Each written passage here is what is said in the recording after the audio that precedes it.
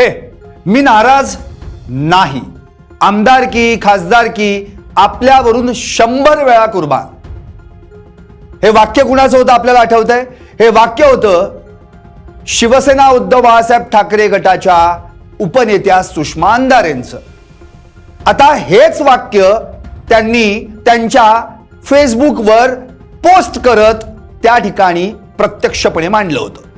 पण आज त्यांच्याच फेसबुकवर आणखी एक पोस्ट पडली आहे आणि ही पोस्ट आहे उपमुख्यमंत्री सुनेत्रा पवार यांची भेट घेतल्याची आणि त्यावरचं कॅप्शन आहे एक उबदार भेट. आता साऱ्या महाराष्ट्राला प्रश्न पडलाय की काही दिवसांपूर्वीच जिथं विधान परिषदेची उमेदवारी मिळाली नाही म्हणून काहीशा नाराज असलेल्या सुषमा अंधारेंविषयी जेव्हा चर्चा सुरू झाली तेव्हा त्यांनी एक पोस्ट केली, छे मी नाही नाराज, आमदारकी खासदारकी आपल्यावरून 100 वेळा कुर्बान. पण आज त्यांच्याच फेसबुक पोस्टवर त्यांनी सुनेत्रा काकी पवार यांची भेट घेऊन एक उबदार भेट असा उल्लेख केलाय. आता प्रश्न असा पडलाय, जर भेट उबदार मग त्या कुर्बानीचं काय? कारण आतापर्यंत राज्यसभा असो, त्यानंतर विधानसभा असो, त्यानंतर आताची विधान परिषद असो, प्रत्येक निवडणुकीत प्रत्येक वेळी सुषमा अंधारे यांच्या नावाची चर्चा झाली. त्यांच्या मागून येऊन काही जणी पुढे गेल्या. ज्योती वाघमारे राज्यसभेत गेल्या. आता त्यावेळी पण तिकडे एकनाथ शिंदेंना जे जमलं ते उद्धव ठाकरेंना का नाही जमलं अशी चर्चा झाली.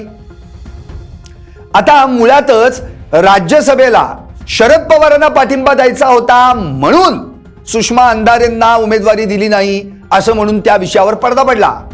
त्यानंतर विधानसभेच्या निवडणुकीत त्यांना तिकीट मिळेल मिळेल मिळेल म्हणता पण काही तिकीट मिळालं नाही.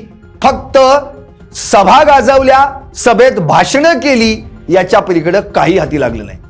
आणि मग आली विधान परिषद. आता विधान परिषदेला दस्तूर खुद्द पक्षप्रमुख उद्धव ठाकरेच जर या ठिकाणी उभं राहणार असतील तर आपला विषयच संपला असं म्हणून सगळे शांत झाले होते.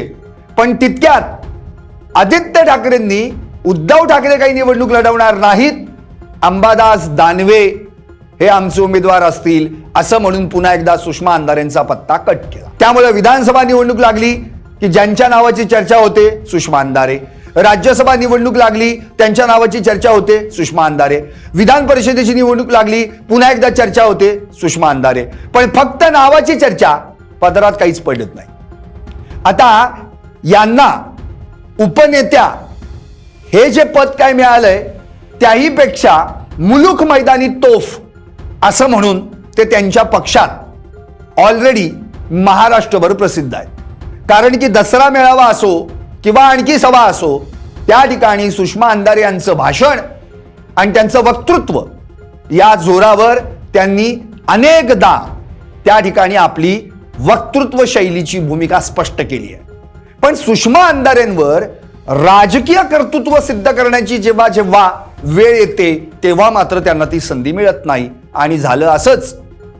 आता उपमुख्यमंत्री सुनेत्रा पवार यांची सुषमा अंधारेंनी भेट घेतली आणि या भेटीला त्यांनी एक उबदार भेट असं म्हटलंय. आता उबदार कुठल्या अर्थानं?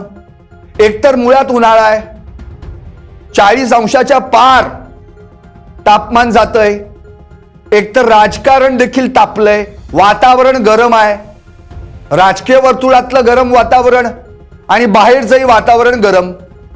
तरी देखील ही भेट उबदार कशी ऐन उन्हाळ्यात? आता नेमकं काय शिजणार आहे या उबदार भेटीतून? कारण की उबदार म्हटलं की गरमी आली आणि गरमपणा आला की अर्थातच काहीतरी शिजतंय.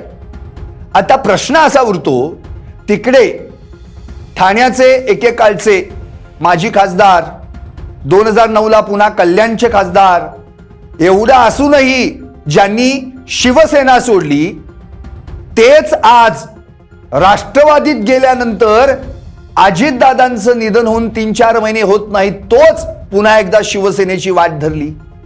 त्यामुळं सुनेत्रा पवार यांच्या राष्ट्रवादी काँग्रेसमध्ये एक मायनस झालेला आहे, आता एक प्लस करायचा आहे, तर मग संधी आहे. मुळातच सुनेत्रा पवारांना देखील आपल्या पक्षाची ताकद वाढवायची आहे. अजितदादा हयात असताना त्यांना हे काय फारसं बघावं लागलं नव्हतं, पण आता अजितदादांनंतर त्यांच्यावर मोठी जबाबदारी आलेली आहे. महाराष्ट्राच्या उपमुख्यमंत्री तर आहेतच, शिवाय पुण्याच्या बीडच्या पालकमंत्री आहेत आणि त्याही जोडीला महत्वाचं म्हणजे पक्षाच्या राष्ट्रीय अध्यक्ष आहेत.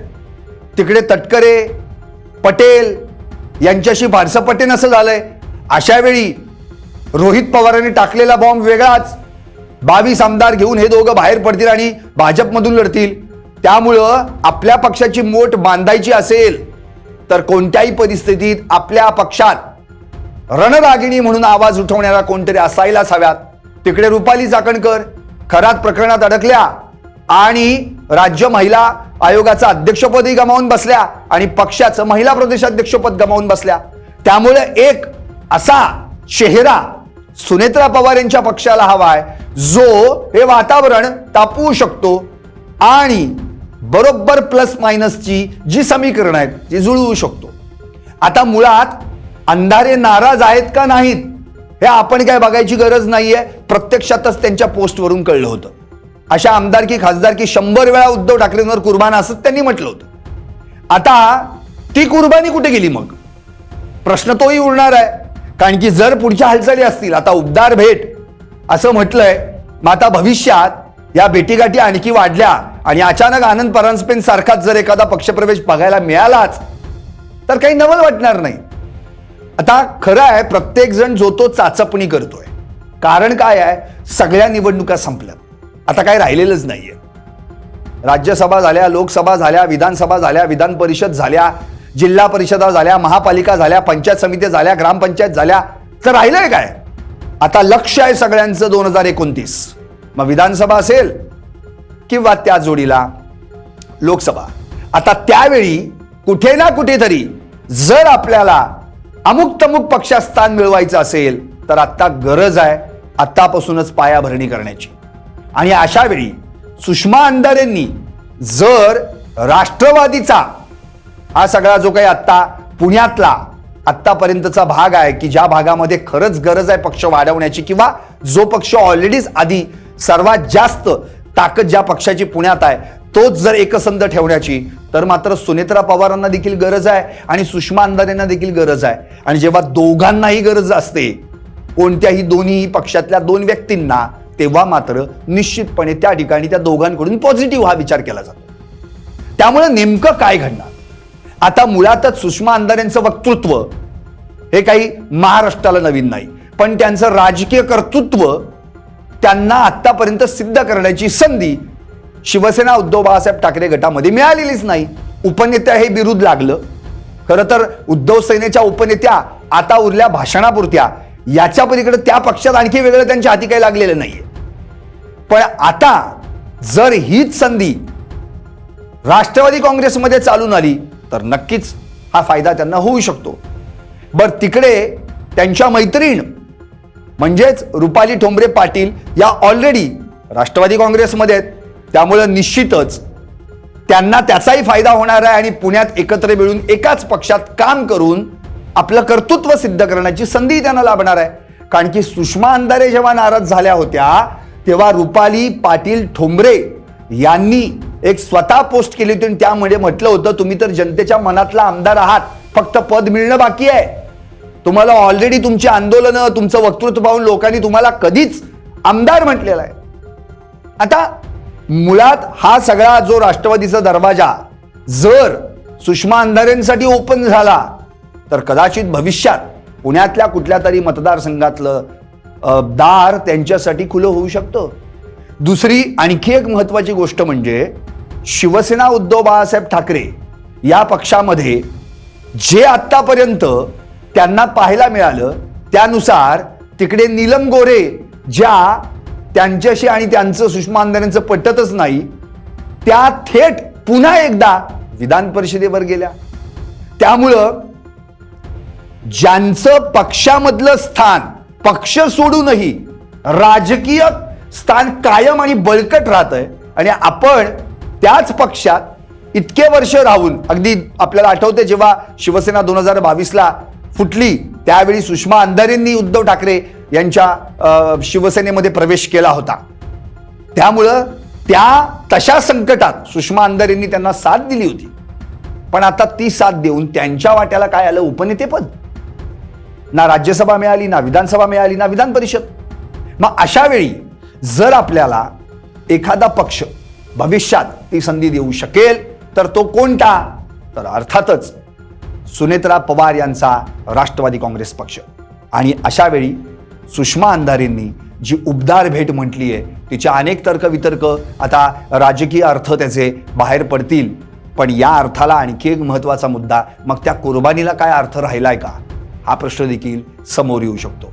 त्यामुळे आता ही भेट जरी उबदार झाली असली तरी पुढची पावलं मात्र सुषमा अंधारे जपून टाकतील, कारण की त्यांना उबदार यानंतर दमदार असं काम करून दाखवावं लागेल. मग भविष्यात कदाचित आमदार हे पद देखील त्यांच्या नावामागे लागू शकेल. तुम्हाला काय वाटतं? पाहत रहा LS मराठी.